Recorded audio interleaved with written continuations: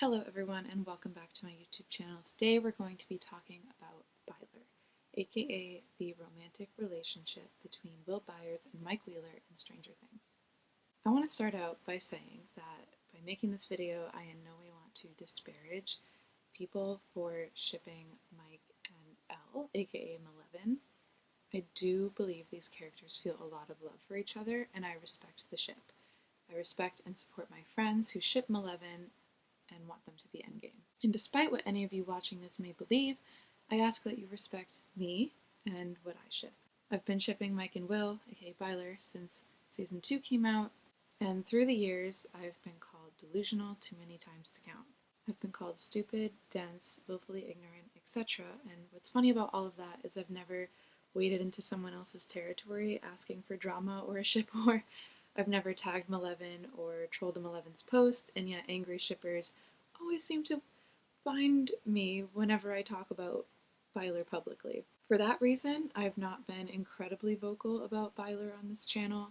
In fact, I am very nervous making this video right now. Throughout the years, I have written multiple video scripts breaking down why I believe that Byler will be Endgame, but they've never even made it to the filming process. I've mentioned the relationship here and there, but generally, I've tried to avoid the rampant homophobia surrounding this ship at all costs. I experience enough homophobia in my day-to-day life as a queer human being, and I don't need more of it.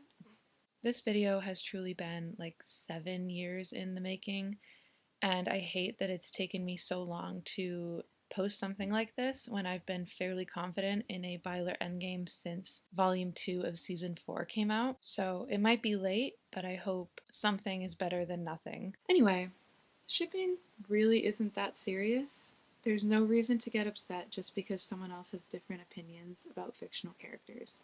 So let's keep it friendly in the comments and have civil discussions. I know for a fact that we're all capable of that.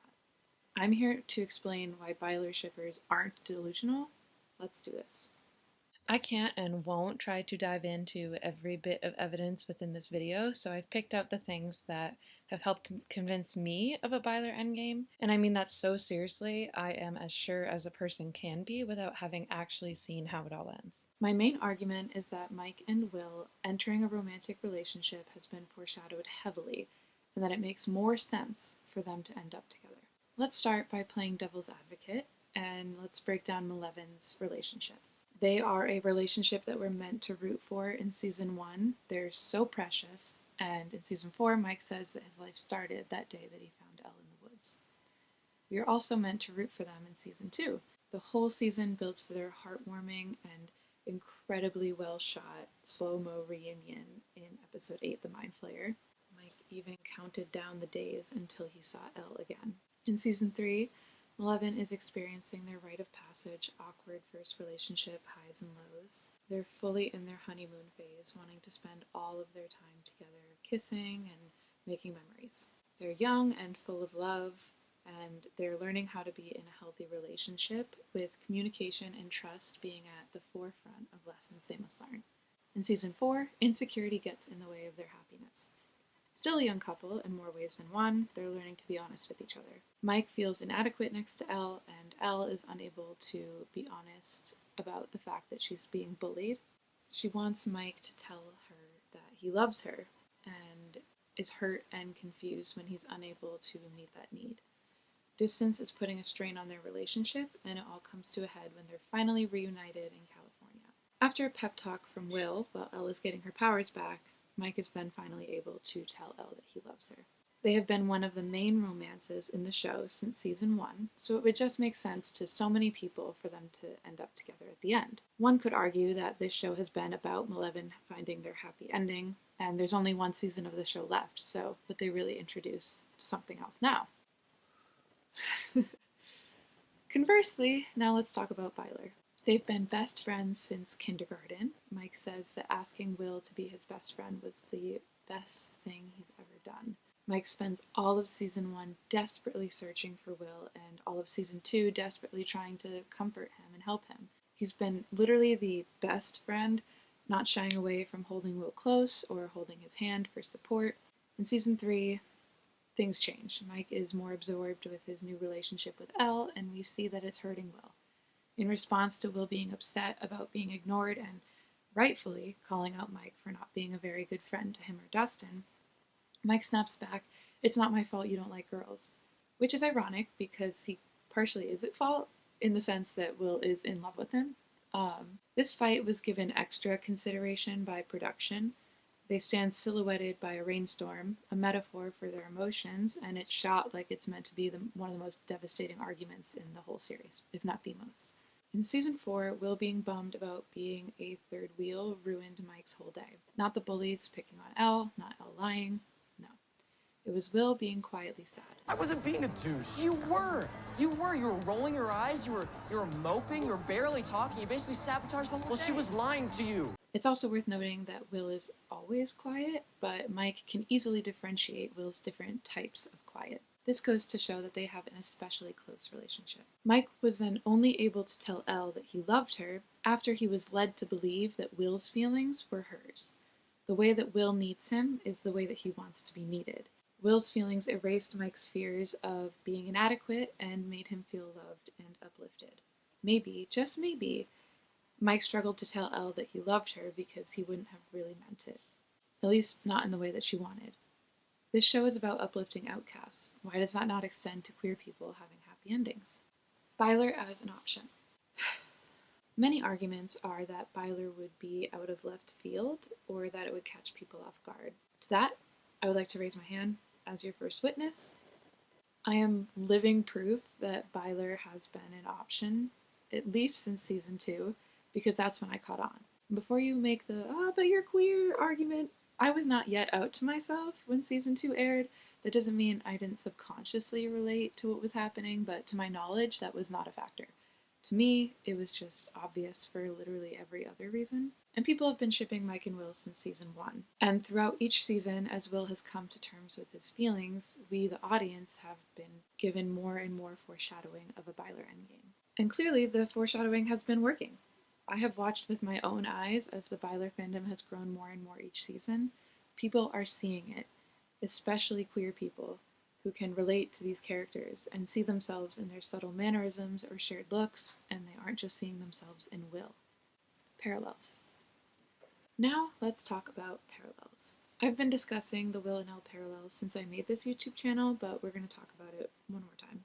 Or maybe not for the last time, but we're going to talk about it again.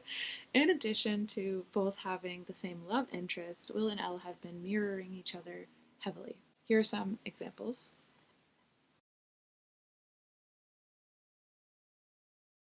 Now let's talk about some more, this time across different relationships in the show. In season 2, Jonathan lies to Nancy and says that Steve took her home from the Halloween party when she was drunk in an effort to preserve Stancy's relationship and not get in the middle of it.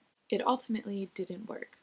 The only other example of something like this happening in the series is Will with his painting.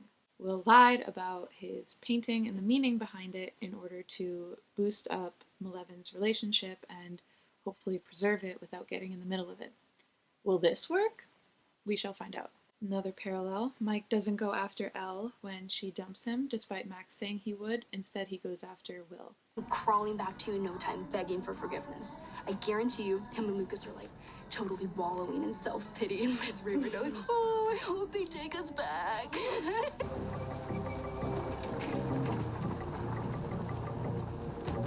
Will, I'm sorry, man, all right? I was being a total asshole. Please, can you just come outside and we'll talk? Will, what happened? Are you okay? We will talk more about this specific thing later. Now let's talk about some parallels between Malevin and Byler. Will is missing in season 1, Elle is missing post season 1 and into season 2. In both cases, this severely affects Mike, way more than it affects any of the other characters in the show. Mike is looking after Elle in season 1, Mike is looking after Will in season 2. Mike and Elle break up in season 3, Mike and Will fight in season 3. Mike and Elle fight in season 4, Mike and Will fight in season 4. In most of these cases, they fight or break up in the exact same episode or in back-to-back episodes. And it's worth noting that each of these times that Malevin and Byler fought simultaneously, Mike mended his relationship with Will first. Coffee break. Will's arc. Will's arc in this show is about self-acceptance, coming of age, and finding inner strength. Instead of having individual arcs each season, his has stretched as one big arc throughout the series, with him making minor strides here and there. He's not on screen in season 1, at least not for much of it, but we learn about him, and thus why we should care about him, through what other people say about him. We learn that he's bullied at school and suffered abuse at the hands of his father. Joyce brings up that Lonnie and the others called him queer because she was clearly concerned that this might have to do with him being missing. We also learn that Will's friends and family love him so much.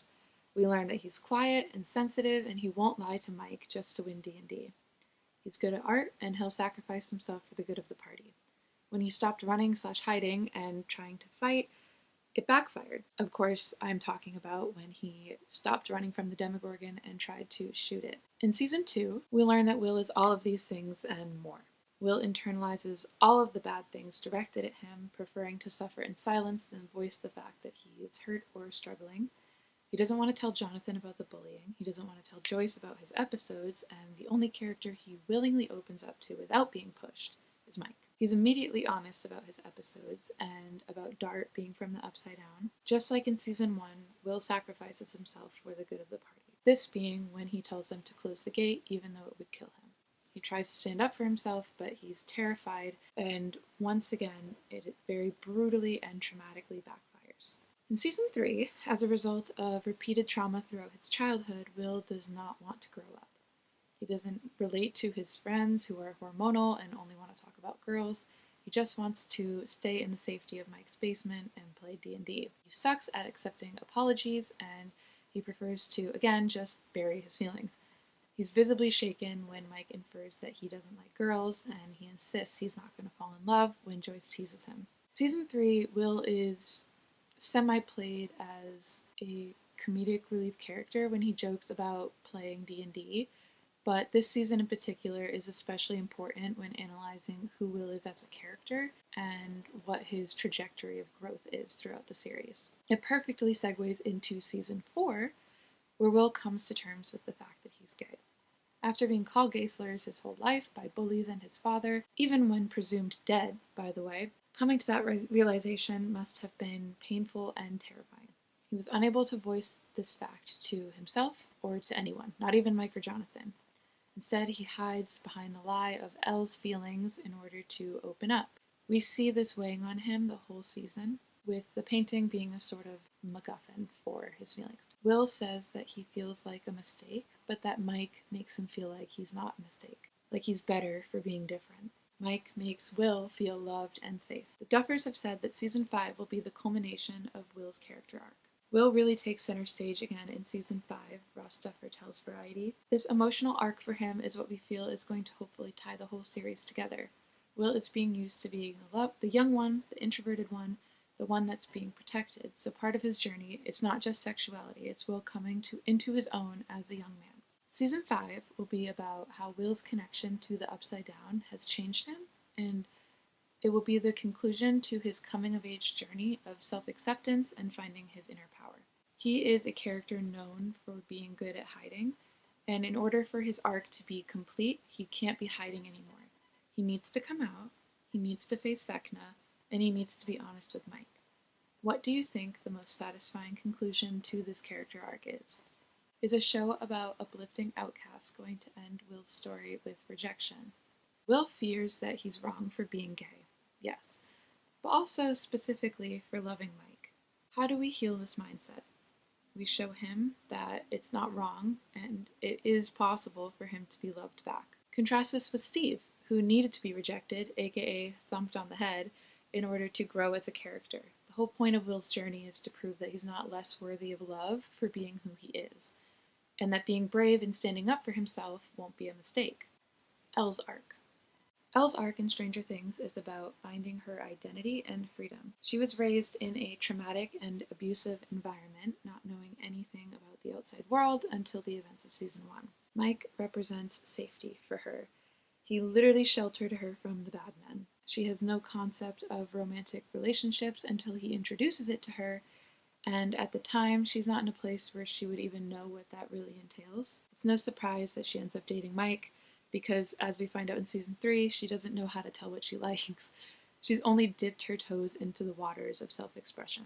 Elle feels most like her own person when she's taking charge of her own life and decisions. Examples of this are when she runs off in season 2, when she seeks out Max and befriends her in season 3, and when she decides to go to the Nina Project in season 4. Now, I in no way am trying to insinuate that Mike ever took advantage of Elle or that Hopper stunted her self-discovery. Both of them represent consistent love and safety for Elle, which is indescribably important after suffering trauma. But self-discovery and coming into your identity lies outside of your comfort zone. Elle experienced the most growth as a character when she broke free of Mike and Hop in seasons 2 and 3 because she was venturing out of that safe zone. In my opinion, Elle does not need to be in a relationship with Mike to have a happy and fulfilling ending. Even though the events with the Upside Down are not necessarily her fault, she places blame on herself. Righting this wrong, from her perspective, is her most important goal. On top of achieving this, if she feels confident and self-assured in her identity, and she is taking the steps she needs to take to heal from her trauma, then her character arc will be complete. She's already taken the steps she needs to take, like confronting Dr. Brenner again and addressing suppressed trauma with the massacre from Hawkins' lab. She's found safety and empowerment in her friends, not just Mike. Mike's arc. At this point, all Byler evidence hinges on Mike. I could talk your ear off all day about Will Byers and how Byler being Endgame makes sense for him as a character, but if Mike and Will end up together and Mike's, for lack of a better term, gay awakening isn't done right, the general audience will likely be confused and unhappy. The Duffers had been blatantly alluding to Will being gay since season 1, so it wasn't surprising to anyone watching the show with their eyes opened and or ears on that he was gay. With Mike, it's been more nuanced. It's no surprise that Mike's character dipped in public opinion during seasons 3 and 4 of Stranger Things. Casual and dedicated fans alike have wondered aloud what happened to Mike. In seasons 1 and 2, he was literally the best friend, and he acted as a sort of de facto leader for the party. He led the search for Will, he rallied everyone after Bob's death, he tried to sacrifice his life for Dustin, and he was even using his brains often to solve some of the mysteries, such as piecing together that Will was in a parallel dimension. Mike was beloved by everyone. He was the brains and he was the heart. In the next 2 seasons, everything abruptly changed. Mike was blowing off his friends, he was whispering about Hop right in front of him, refusing to take him seriously. He wouldn't focus on anything or anyone that wasn't Elle. He ditched Dustin the day he got home from summer camp and didn't help carry any of the Cerebro parts, choosing to hold Elle's hand instead. One of the only times in the whole season that they were together with the rest of the party. 11 were walking separately and not engaging with anyone else. I would argue that Mike and Elle don't bring out the best in each other. Moreover, Mike's mantle of being the one to figure things out and lead the party was largely turned over to Dustin starting in season 3. And yeah, you can make the case that this is the highs and lows of young love and puberty, but seriously, can you picture Mike from seasons 1 and 2 acting like this? Uh-oh. I think we're in trouble.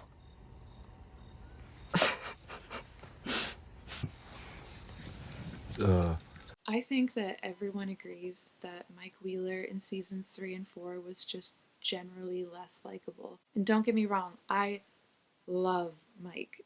He's one of my favorite characters in the show, but I've had friends and family of all ages point this out to me. So what gives? Did the Duffer brothers just get worse at writing Mike?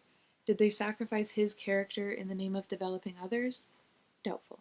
I think it's all intentional. I think Mike is meant to act less like himself when he's focused on Elle. If you follow this thread, everything starts to make more sense. Perhaps Mike Wheeler is trying to fit himself into a box, the box being heteronormativity in a relationship with Elle.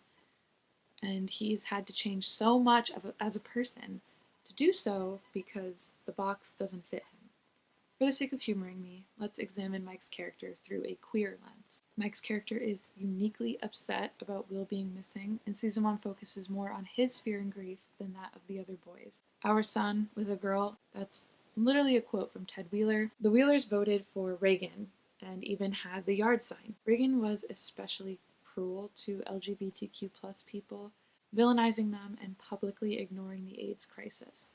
In fact, his administration was caught making homophobic jokes and laughing at AIDS victims. Homophobic parents, or parents that publicly support homophobic politicians, don't exactly foster a safe space for coming out. That would increase the likelihood of internalized homophobia, which is already a prevalent issue in queer people. With Will, we got exposition that his dad was homophobic through Joyce saying that Lonnie called him queer slurs. With Mike, we get exposition that his dad is likely homophobic via this Reagan Bush yard sign. Next, Mike not having the instinct to chase after Elle after she dumped him. Instead, he was complaining about it and not taking accountability. Max literally said that he'd be groveling at their feet for forgiveness, that he'd chase after Elle. He didn't. The more Mike pulls Elle close, the more he pushes Will away. He'll play D&D, but he won't play with Will.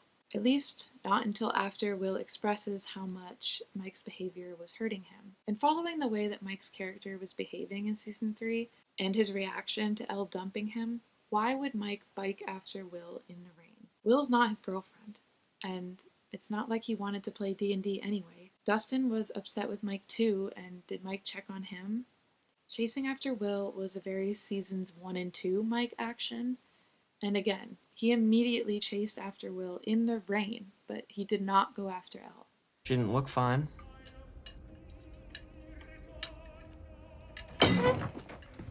Al, aren't you gonna finish your... what? Next, why were his eyes open and confused during the kiss after Elle said that she loved him? Wasn't he waiting for that moment? Was he stunned? Or was he feeling something else? Shouldn't this have been a more romantic moment? Why did he look so lost? And now the Season 4 hug with Will. I mean, look at this. Oh, hey, how you doing? It's giving no homo in the way that Mike pats his closed fist against Will's shoulder. Again, we have to ask why. Why the creators decided to make this decision. Why is Will the only one that Mike is being weird around in Season 4? He's not afraid to hug his other friends, and he's never been afraid to hug Will before. The only hint we have for this behavior is that the last thing that Mike heard about Will before this greeting was that Elle thought that Will had a crush on a girl. Hugging is not inherently romantic. Mike being weird about hugging him is the thing that implies that said hug would be romantic, at least in Mike's eyes. Physical affection between boys and male friends is never inherently romantic. It's when you place that weight onto your actions, that's what makes it romantic. Again, Mike and Will have had a very close relationship. And one of the things that I admire about Stranger Things is that they show healthy platonic relationships between boys. But Mike ruined all of that in Season 4 when he acted like this. So why did he act like this? Next up, Mike hates when Will is distant, even if he's the one holding Will at arm's length. After him and Elle practically force Will to third wheel, again, Mike's whole day was ruined by Will being sad. Again, not the bullies, not Elle lying, Will, who might have a crush on some random girl and who isn't paying enough attention to Mike. The heart-to-heart apology to Will. This is another moment where Mike kind of feels like his old self, and just, like, what is this scene? Why is it so soft and full of so many little smiles and prolonged eye contact? Why does it feel flirty? Thanks, by the way. For what? For knocking some sense into me. I mean, I was being a total self-pitying idiot. I didn't say it. You didn't have to. This scene in particular kind of haunts me. Cool. Cool. Lastly, his abrupt switch of style when going to California. He's putting on a costume featuring Elle's favorite colors, but it's so starkly different from his actual sense of style, and it's worth noting that the clothes were said to be a shitty knockoff, which emphasizes that Mike is not being genuine. If Mike's character has spent the last few seasons trying unconsciously to suppress his feelings for Will and force himself to feel comfortable in a relationship with Elle and to be normal, then it makes everything make more sense about his character. Why does Mike feel most like the best version of himself when he's not focused on Elle? when he's not around Elle. Elle is not a bad person. In fact, she's an amazing person, and she doesn't judge people. In season 1, she saw Mike's true colors and how much he cared for Will. So why, once they start dating, does Mike start acting like that? Why is he keeping Will at arm's length and refusing to let him go, but also refusing to do so much as hug him after months of separation? Mike Wheeler is trying to force a square peg in a round hole. In order to understand his journey, you've got to be able to look at subtext. You can't just take everything at face value. Malevin's relationship is adorable and beautiful, but it's also dysfunctional, and it has been since season 1. I strongly believe that this is intentional. I have long been saying that Will Byers is the most interesting character in Stranger Things. If Mike's arc really has been about internalized homophobia and all the things that I just mentioned, it could make him the best written character in the show. Matt and Ross Duffer have proved their writing chops. Why would they fail? Only this one massively important character. Visual foreshadowing. Let's talk about some of that visual foreshadowing, which to me, character arcs aside, is the strongest proof for Byler. Broadly, they're always positioned next to each other. Look. In season 2, we have Will and Elle both calling for Mike when they're lost in the Upside Down. This one was specifically foreshadowing the love triangle itself, so it's a bit more broad. Season 3, when blue meets yellow in the West. This bit of the Russian code matched up with their color palettes when reuniting in California. When blue, Mike, met yellow, Will, in the West, California, we learned that Will was in love with Mike. When Blue Meets Yellow in the West is actually probably one of the Byler fandom's favorite nods to a potential Endgame. I actually have, can you see it? Oh, you can't see it because of the glare from the windows, but I actually have a watercolor painting I made of Byler with their color palettes back there. In season 4, we have Elle's drawing in the van window. This is an example of Elle being independent and Will and Mike being starkly paired together visually. Next, and this is what I painted, Will being bathed in sunlight and Mike in the dark. 'Tis symbolic. Mike is in the dark. He doesn't know that Will loves him, and also hasn't examined his own feelings yet. Will has started coming out. He is in the light. Mike has not. He is in the dark.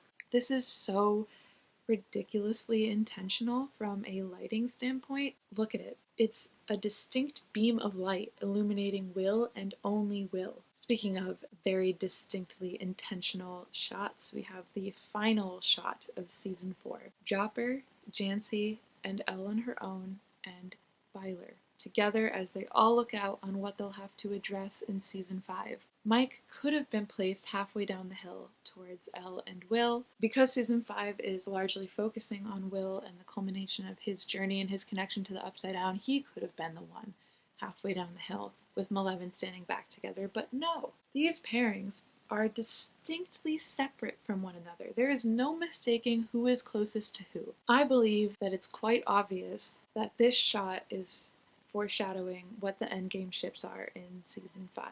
And obviously they couldn't include Lumax, which is Lucas and Max, because of Max's condition. But we do have Jancy, which is Jonathan and Nancy, and Jopper, which is Joyce and Hopper, and Byler, and Elle standing independent on her own. It is very deliberate and stark blocking. And speaking of stark blocking, Malevin reuniting with Will framed in the middle, and Vicky and her boyfriend with Robin framed in the middle. Not only are these two shots near identical, but they take place mere minutes apart in season 4, episode 8. Following this shot, Vicky and her boyfriend break up, and it's teased that her and Robin will end up together after season 4. As for the Malevin one, Will could have been standing literally anywhere else in that vast open desert. There were hardly any other people around, but no, for some reason, he was intentionally placed visually right there between them as they reunited.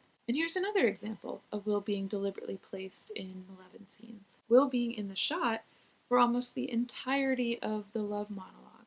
Why is the same character always in the frame for romantic scenes between Mike and Elle, if not to remind the audience that he's there and you should not forget about him and his feelings? He is haunting the Malevin narrative, and it is all so glaringly obvious and intentional every single time. You can't make a fan edit of any Malevolent scenes from season 4 that are heartwarming or romantically coded without Will being there in the shot. Or at least it would be very hard. And that's gotta be intentional. Next up, the flowers. When Mike arrives in California, he gives Elle yellow and purple wildflowers from Hawkins. This takes place in episode 2 of Stranger Things 4. In that very season's final scene, the scene where Byler are paired off and she's on her own, Elle is holding wilted, dead, yellow and purple wildflowers from Hawkins. As I said, a common motif with this visual foreshadowing is Will being present in Malevolent scenes, sometimes even placed between them. Another example of this is the teddy bear. At the end of season 3, Mike helps Elle get Will's teddy bear off the shelf in his closet. Elle then shares with Mike that she loves him too. Will's presence is imbued in the scene, not only because they're in his room, but also because Elle is holding Will's teddy bear, which is not only the catalyst for the scene starting, but it's in Elle's arms throughout, including during their kiss. It's also worth noting that as she walks away, Mike's framed standing in front of an open closet. Another example comes in the wardrobe. When Elle's living with the Byers, the Stranger Things costume designer Amy Paris said that she pairs Elle's mall clothes from season 3 with hand-me-downs from Joyce, Jonathan, and Will. She also explicitly states that in season 4, episode 2, Elle is wearing Will's old shirt. I just think it's worth pointing out that throughout this whole special day all about Mike and Elle, she's literally wearing Will's clothes. This boy could not be more interjected into their relationship if the Duffers tried. Also, I know that it was an accident and not at all intentional. Part of me still believes that it is intentional. But Mike and Elle's special day, all about them, also happened to be on Will's birthday, which is the cherry on top of it all. You've probably noticed at this point that I'm looking at notes. That's because I wrote myself a very detailed script, and that's because I'm not a public speaker, but I am a writer, and I feel like I can get my thoughts down more when I write myself a script. For things like reactions, I don't need one. For things like this, where getting my wording right is incredibly important to me, I have to write it down. And I have spent weeks working on this script, so hope it's good. That's why I keep looking down. D&D. It's also worth noting that throughout Stranger Things, D&D is symbolic of Mike and Will's relationship. In season 1, Will the Wise, Will's character in the game, fails a damage roll against the Demogorgon and, just like in the game, loses to the Demogorgon in real life. The Demogorgon. It got me. It got me. The Demogorgon. Similarly, Will loses the D20 after he rolls it, and they all lose Will. He goes missing. In season 3, D&D is the basis on which we explore Mike and Will's disconnect. Mike doesn't want to play D&D. He wants to focus on Elle. Will wants to play D&D, he wants Mike's attention. At the end of Stranger Things 3, Will is trying to grow up and let go of his need for Mike now that he has a girlfriend. He gives away his D&D set. Mike asks if he'd want to play with someone else. Will says not possible. He won't want to play with anyone that isn't Mike. He won't love anyone that isn't Mike. In season 4, Mike is playing D&D with other people and growing apart from Will. They're talking less. Will, meanwhile, is isolated and lonely. He decides to use his art, but specifically their shared love of D&D, to express his feelings. The painting represents Will's love for Mike, and it's a painting featuring their D&D party. This scene in particular is where it's most clear that it's not just this painting that's symbolic of Will's feelings, but also Dungeons & Dragons. In the trailers for Stranger Things 5, when it looks like Mike is back to being his best self, leading the party and making plans, D&D is once again a massive part of his storyline. In the sense that we see him using their D&D miniature figurines to plot battle strategy. Eleven even says, "This isn't like one of your campaigns. You can't write the ending." And in tandem with D&D being back at the forefront, what else do we know about Mike and Will this season? That they will be sharing a ton of screen time together, paired up for almost the whole season. Love triangles. When I think about love triangles in media, my mind always jumps to what are the two most likely common structures. A back and forth structure, or a stepping stone structure. And I just made both of these terms up for the sake of explaining better, so bear with me. In the back and forth structure, characters A and B are in a relationship. Then characters A and C enter a relationship, or you think they're about to. Then at the very end, characters A and B realize that they are meant to be together all along. One of the biggest examples of this is the Twilight Saga. Here are some other ones. And it's worth noting that I actually avoid love triangle stories at all costs because I don't normally enjoy them. So these are just the things that I was able to come up with, but I'm sure there are many more examples. The other most common example of a love triangle is the stepping stone. In this, character A has a crush on character B the whole time. Meanwhile, character B has this romance with character C, making character A jealous. For any of number of reasons, B and C then break up, and finally A and B get together in their endgame. A good example of this is actually Joyce, Hopper, and Bob in Stranger Things. Hopper's had a crush on Joyce clearly this entire series. She was temporarily with Bob, and before that with Lonnie. And finally, Joyce and Hopper end up together. Here are some other examples of this structure. And I also would like to point out that I have no clue what's going on with Jancy versus Stancy, in which, I guess by this logic, they would end up in the back and forth structure and Stancy would be Endgame, but they kind of already did that before with Steve and Nancy being together in season 1. And then it looked like Nancy and Jonathan were going to be together in season 1, and then Steve and Nancy were back together, which would have implied a Stancy Endgame, but then they did the reverse thing. So season 1, Jancy is a back and forth structure, and in season 2, they're a stepping stone structure, and it's all very. And then season 4, I don't even know what's going on. So perhaps that debunks my whole thing, but I have no clue what's going on with Jancy and Stancy, and I'm not even going to try to unpack that chaos. But anyway, think about what Stranger Things is doing with Malevolent and Byler. Characters A and B, Mike and Elle respectively, have been together, then apart, over and over and over again. Meanwhile, characters A and C, Mike and Will respectively, have slowly been exposed to the audience. Does it make sense to introduce a love triangle and not give one of these couples a chance to be together? A back and forth structure of a love triangle, which would imply a Malevolent endgame, is highly unlikely, if not impossible, at this point. It would require Mike and Will entering a relationship only to then break up, and then Malevolent would have to get back together all over again. With everything happening in Stranger Things 5, there is simply no time for that. What there is time for is a stepping stone structure. If Will has been pining after Mike all this time, Malevolent is then the hurdle to them being together. Malevolent is then a temporary relationship that acts as a catalyst for character B, aka Mike, to realize his feelings for character A, aka Will. And this has already started happening. By trying to prop up Mike and Elle's relationship, by masking his feelings about Elle and lying about the painting, Will has now opened the door for Mike to realize that he likes the way Will feels about him. Will unknowingly got the Byler ball rolling. But you make her feel like she's not a mistake at all. Like she's better for being different. And that gives her the courage to fight on. So yeah, Elle needs you, Mike. And she always will. Yeah?